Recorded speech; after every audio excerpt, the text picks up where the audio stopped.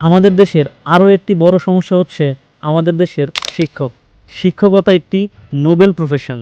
এই শিক্ষকতায় যারা আসবে তারা হচ্ছে এই সমাজের সবচেয়ে গুড হার্টেড পারসন, যাদের মন সবচেয়ে ভালো, যাদের মস্তিষ্ক সবচেয়ে স্থির এবং সুন্দর। কিন্তু আমরা অ্যাকচুয়ালি আমাদের এই বাংলাদেশে কেমন শিক্ষক দেখতে পাই? প্রত্যেকটা শিক্ষকের একটি পলিটিক্যাল আইডিওলজি রয়েছে। সে সেই পলিটিক্যাল পার্টি দ্বারা বেনিফিটেড এবং যথেষ্ট পরিমাণ ইনফ্লুয়েন্স। তার শিক্ষকতার মধ্যে দিয়ে ওই নির্দিষ্ট পলিটিক্যাল পার্টির গুণকীর্তন আমরা কিন্তু সবসময় দেখতে পাই। এই জিনিসটা আমাদের সবসময় মাথায় থাকতে হবে।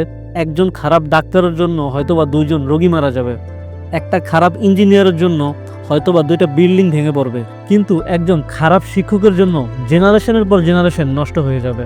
এখন কথা হচ্ছে, আমাদের শিক্ষা ব্যবস্থাটা যেই সমস্যাগুলোর মধ্যে আটকে আছে, আমরা এর থেকে উত্তরণ হতে পারি কিভাবে?